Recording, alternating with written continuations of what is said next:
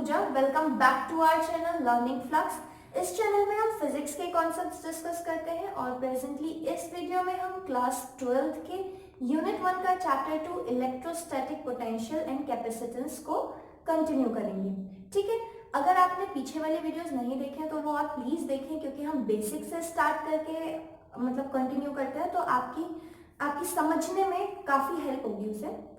साथ में बच्चों, हमने पिछली वीडियो में पढ़ा था कि इलेक्ट्रिक फील्ड इंटेंसिटी या इलेक्ट्रिक फील्ड और इलेक्ट्रिक पोटेंशियल में क्या रिलेशन होता है। ठीक है, आज हम पढ़ेंगे इक्विपोटेंशियल सर्फेसेस के बारे में। ठीक है, क्लियर। इस वीडियो में हम पढ़ेंगे इक्विपोटेंशियल सर्फेसेस और उनकी प्रॉपर्टीज, प्लस लास्ट में हम इक्विपोटेंशियल सर्फेसेस की ड्राइंग, मतलब उसकी जो फिगर होती है कि कैसी सर्फेसेस होती हैं, किस टाइप के चार्ज में, डाइपोल में कैसी होती हैं, ऑपोजिटली चार्ज में कैसी होती है, वो हम लास्ट में बनाएंगे। ठीक है, चलो बात कर लेते हैं इक्विपोटेंशियल सर्फेसेस। इक्विपोटेंशियल सर्फेसेस नाम से इक्विपोटेंशियल, जहां पर पोटेंशियल एवरी पॉइंट पर सेम हो, मतलब ऐसी सर्फेसेस जहां पे क्या हो, एवरी पॉइंट पे पोटेंशियल सेम हो, वो होती है इक्विपोटेंशियल सर्फेसेस। मान लीजिए कोई सर्फेस है, इसमें यहाँ भी पोटेंशियल सेम होगा, यहाँ भी पोटेंशियल सेम होगा, यहाँ भी, हर जगह क्या होगा, पोटेंशियल सेम। तो सिंपल सी बात है, आपने पढ़ा है charged electric shell, charge spherical shell. उस शेल में आपने पढ़ा था कि जो चार्ज है वो ऊपर वाले सरफेस पे यूनिफॉर्मली डिस्ट्रीब्यूट हो रहा है, right. Uniform distribution of charge, वहां पर क्या होता है, एक इक्विपोटेंशियल सरफेस बन जाती है। क्लियर है। चलिए अब बात करते हैं प्रॉपर्टीज ऑफ इक्विपोटेंशियल सरफेस। जो मोस्ट इंपॉर्टेंट है, जो समझने वाली बात है, वो यही है। इसकी बच्चों बेसिकली मेजर अगर बोली जाए तो 4 प्रॉपर्टीज है। ठीक है, पहली प्रॉपर्टी क्या कहती है, ध्यान से सुनना, हर एक प्रॉपर्टी को प्रूव करेंगे। पहली प्रॉपर्टी ये कहती है कि the work done, the amount of work done in moving a charge in equipotential surface is zero. क्या मतलब हुआ इसका? मतलब ये हुआ कि अगर आप एक चार्ज को इक्विपोटेंशियल सरफेस में मूव करो, मतलब एक इक्विपोटेंशियल सरफेस है, उसमें आपने चार्ज को ए पॉइंट से उठाया, बी पॉइंट पर ले गए, उस काम में जितना आपका वर्क डन है वो क्या होगा, जीरो। मतलब कोई अमाउंट ऑफ वर्क डन हो ही नहीं रहा। भाई ऐसा कैसे हो गया, चलिए अभी प्रूव करते हैं। लेट अस से दिस इज अ सरफेस, कोई भी किसी भी शेप की सरफेस में बना रहे हो, आप भी बना सकते हैं। ये क्या है, इक्विपोटेंशियल सरफेस। मैं ये कंसीडर कर रही हूँ कि this one is equipotential surface. ठीक, इस पर एक पॉइंट मैंने ए लिया और यहाँ पे मैंने अपना चार्ज दिया। ठीक है, और एक पॉइंट बी था, यहाँ पे अपना चार्ज मूव करवाया। करेक्ट। आप जानते हैं कि वर्क डन क्या होता है इन मूविंग दीज चार्जेस। एक सेकेंड, वर्क डन क्या होगा, Q जो भी आपका चार्ज होगा इनटू में पोटेंशियल डिफरेंस, जो भी इन दोनों के बीच का पोटेंशियल डिफरेंस होगा। क्लियर। ये कहां से आया, हमने अभी पीछे पढ़ा था, V जो पोटेंशियल होता है वो क्या होता है, work done upon test charge, work done upon charge. ठीक है, वो पूरा हमने वहां पे डिराइव भी किया था। चलिए अब बात करते हैं Q क्या है, डिफरेंस पोटेंशियल का। A पे मान लीजिए पोटेंशियल क्या है, VA, और B पे पोटेंशियल क्या है, VB। क्लियर। या फिर आप B से A भी मूव, कैसे भी मूव करवा लीजिए, बस 2 आर्बिट्री पॉइंट्स उठाए मैंने।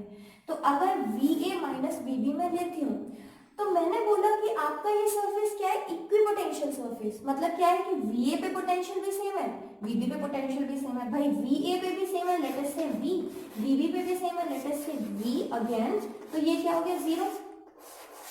ये बात प्रूव हो गई। क्या प्रूव हो गया कि अगर एक चार्ज को हम किसी एक पॉइंट से दूसरे पॉइंट पे मूव करते हैं इक्विपोटेंशियल सरफेस पे, तो हमारा वर्क डन कितना होता है, जीरो। क्लियर। तो फर्स्ट प्रॉपर्टी इसकी यही थी कि the work done in moving a test charge या a charge from one point to another in an equipotential surface is zero. ठीक है, अब बात करते हैं सेकेंड प्रॉपर्टी की। सेकेंड प्रॉपर्टी ये कहती है कि जो इलेक्ट्रिक फील्ड होगी वो इक्विपोटेंशियल सरफेस को नॉर्मली क्रॉस करेगी।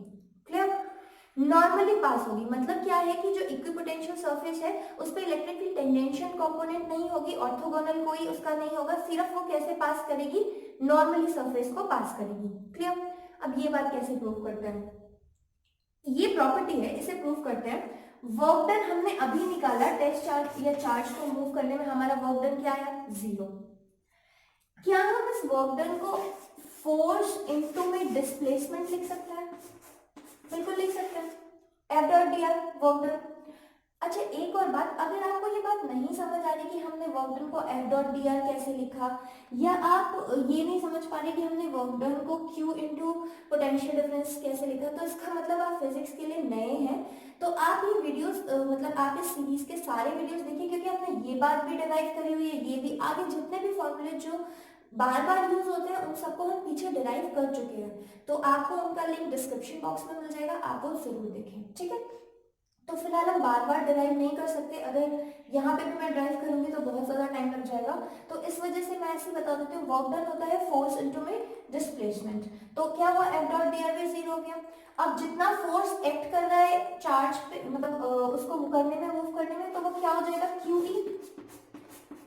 कैसे हुआ ये भी डिराइव किया है, फिर भी बता देती हूँ। जो इलेक्ट्रिक फील्ड होता है वो क्या होता है, फोर्स अपॉन में चार्ज, तो क्या हो गया, चार्ज को उस साइड ले गए तो क्या हुआ, क्यू ई।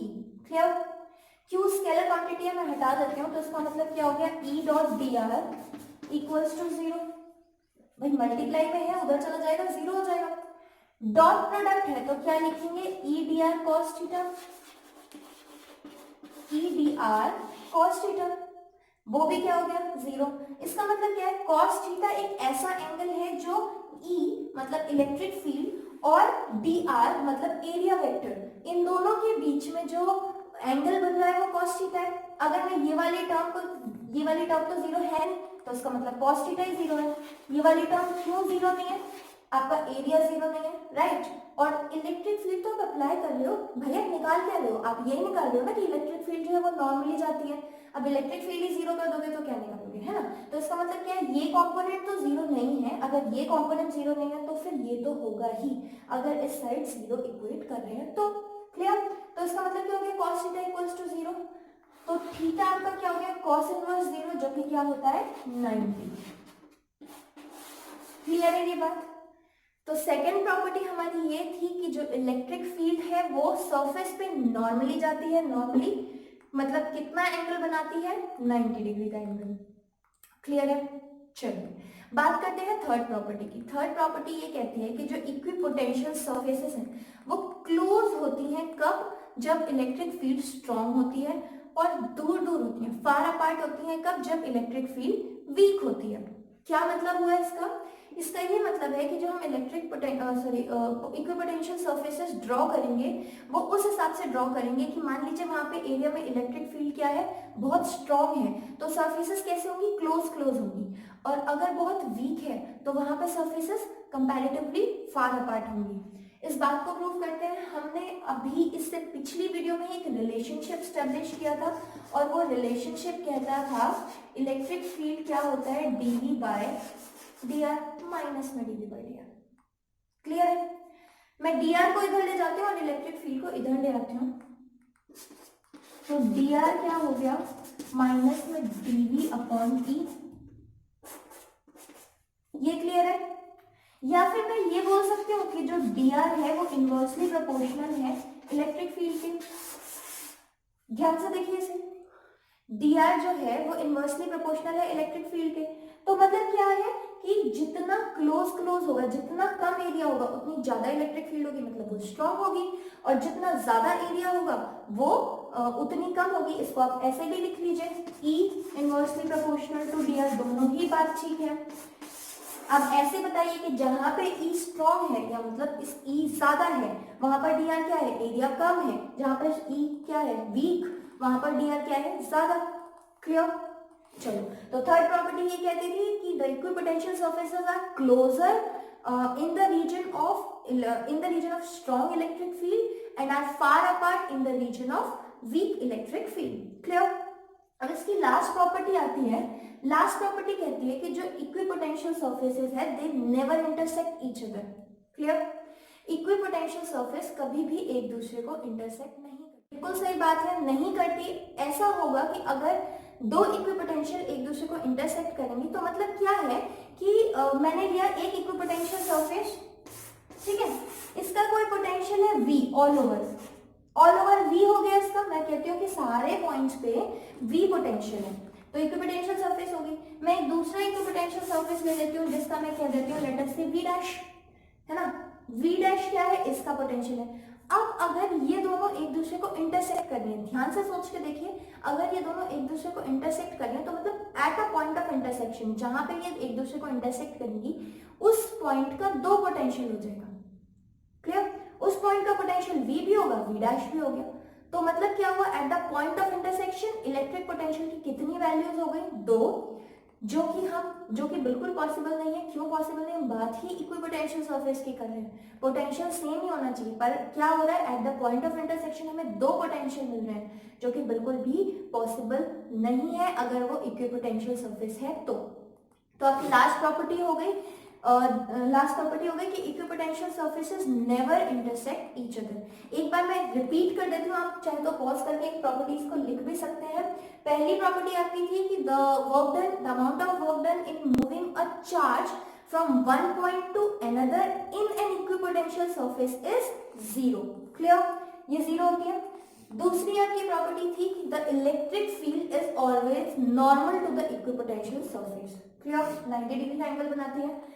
उसके बाद आपकी थर्ड प्रॉपर्टी थी कि the equipotential surfaces are closer in the region of strong electric field and are far apart in the region of weak electric field, उसका प्रूफ ये ना। और लास्ट आपकी थी equipotential surfaces never intersect each other. Reason आप ऐसे लिख लीजिए, because if they do so at the point of intersection there will be two values of electric potential which is not possible. Clear, तो I hope आपने चारों लिख लिए होंगे। एक बार इनका डेरिवेशन देख लीजिए, फिर हम बनाते हैं इक्विपोटेंशियल सर्फेसेस का डायग्राम।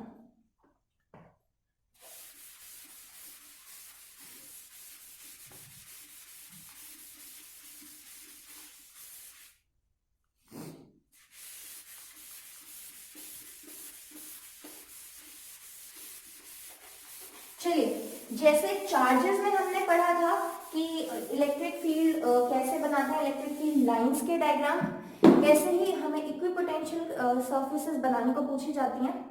पहली चीज है कि अगर आपका कोई पॉइंट चार्ज है, ठीक है, लेट मी से it is a positive point charge, ठीक है, तो इससे क्या होगा, इलेक्ट्रिक फील्ड लाइंस कैसी होंगी, ओरिजिनेट होंगी। हमने पढ़ा था ना चैप्टर 1 के शायद पहले ही या दूसरे वीडियो में पढ़ा था कि क्या होती है लाइंस जो है वो लाइंस जो है इसकी इलेक्ट्रिक फील्ड लाइंस वो क्या होती है, ओरिजिनेट होती है। क्लियर, तो अगर इसकी इक्विपोटेंशियल सरफेस बनानी है, देखो क्या होगा, इक्विपोटेंशियल सरफेस हम जो आर होता है, जो पोटेंशियल है V, वो क्या होता है, proportional, inversely proportional to r होता है। क्लियर, देखो अगर मैं इसके अराउंड में रेडियस लेती हूँ, आर लेती हूँ, और यहाँ पे कोई पोटेंशियल बनाती हूँ, क्लियर, तो ये आर पे डिपेंड कर रहा है सिर्फ, इसका मतलब आर यहाँ भी सेम है, आर यहाँ भी सेम है, यहाँ भी, यहाँ भी, यहाँ भी, मतलब एक रेडियस पॉइंट ऑफ रेडियस लूँ अगर मैं, तो वहां पे क्या हो रहा है, पोटेंशियल सेम हो रहा है।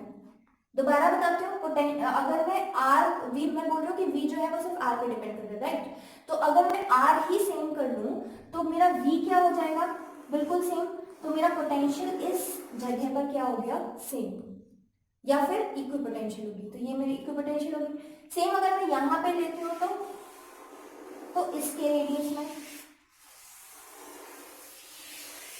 ये हो गई आपकी इक्विपोटेंशियल सर्फेसेस।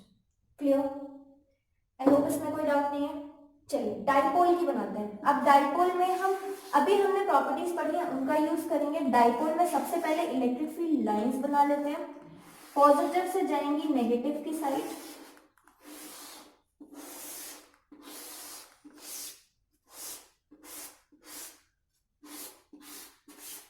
ओके,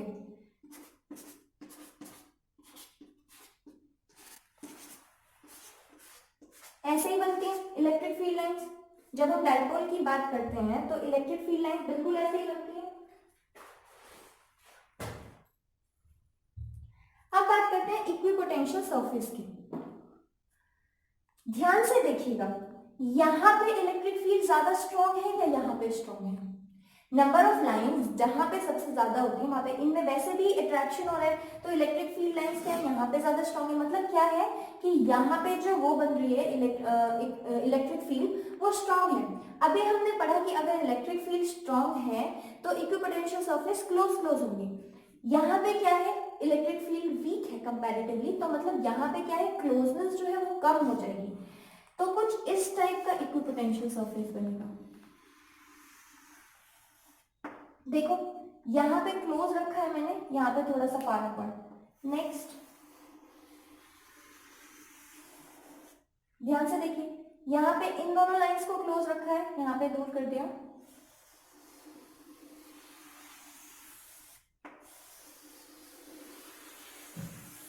क्लियर है, इक्विपोटेंशियल सरफेसेस क्लियर है। तो जब भी हमने थर्ड प्रॉपर्टी पढ़ी थी तो ये पढ़ा था कि क्लोजनेस कहाँ पे होगी, जहां इलेक्ट्रिक फील्ड ज्यादा होगी। तो यहाँ पे इलेक्ट्रिक फील्ड ज्यादा है तो यहाँ पे क्लोजनेस है, यहाँ पे दूर। सेम यही चीज यहाँ पे बना सकते हैं,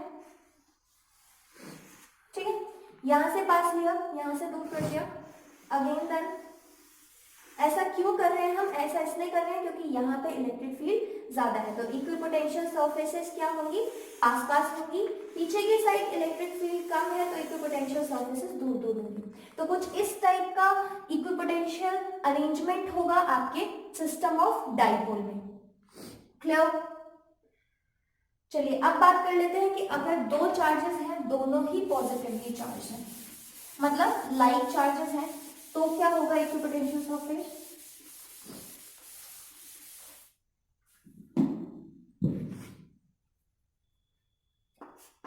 सो this is my first charge, then second charge, दोनों ही पॉजिटिव चार्ज हैं, तो इनकी वैसे भी इलेक्ट्रिक फील्ड कैसे बनती है,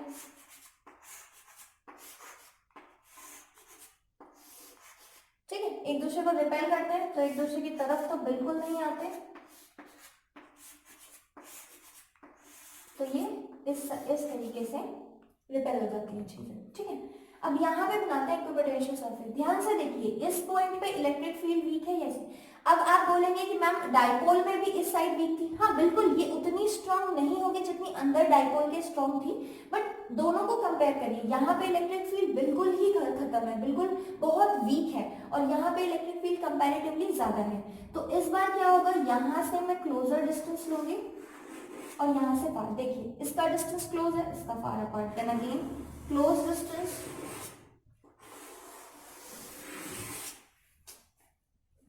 क्लियर। तो यहां से और क्लोज और क्लियर है। सेम यही करेंगे, यहाँ पे पास और यहाँ से दूर। इस साइड से पास बनेंगे इक्विपोटेंशियल सरफेसेस और इस साइड से दूर। मैं एक और नहीं बना रही हूँ क्योंकि इक्विपोटेंशियल सरफेसेस एक दूसरे को इंटरसेक्ट नहीं करती, क्लियर है। In case of last case एक और देख लीजिए, इन केस ऑफ क्या हो कि हमारी जो इलेक्ट्रिक फील्ड है वो यूनिफॉर्म हो, मतलब यूनिफॉर्म इलेक्ट्रिक फील्ड का डायग्राम हम कैसे बनाते हैं, बिल्कुल parallel lines, clear. In case ये इलेक्ट्रिक फील्ड क्या हो, यूनिफॉर्म हो, तो कैसे बनते हैं इक्विपोटेंशियल सरफेस, तब बच्चे प्लेन इक्विपोटेंशियल सरफेस और सेम और इक्विडिस्टेंट बनते हैं। एक सरफेस आपकी ये बन गई, इस सरफेस पे हर पॉइंट पे पोटेंशियल क्या है, सेम। दूसरी बन जाएगी यहां, ठीक है। तीसरी इक्विडिस्टेंट यहां बन जाएगी। तो ये सारी आपकी क्या हो गई है, इक्विपोटेंशियल सरफेसेस। मतलब ये ऐसी सरफेसेस है जहां पे पोटेंशियल सेम होगा। इसी रेफरेंस में मैंने आपको स्टार्टिंग में बताया था कि जो स्फेरिकल चार्ज शेल है उस पर क्या होगा, पोटेंशियल हर पॉइंट पे सेम होगा, क्योंकि वहां पे चार्ज इवनली डिस्ट्रीब्यूटेड होता है। और फिर क्लियर, चलिए इसे एक बार कॉपी कर लीजिए। सो आई होप आपको ये वीडियो समझ आया हो, ये लेक्चर पसंद आया हो। अगर आपको अच्छा लगा हो तो आप इसे लाइक, शेयर और सब्सक्राइब भी कर सकते हैं। तो अब आप पढ़िए अच्छे से और भी इक्विपोटेंशियल सरफेसेस बनाने की कोशिश करिए। कोई डाउट हो तो आप कमेंट सेक्शन में जरूर पूछिए। चलिए, जय हिंद।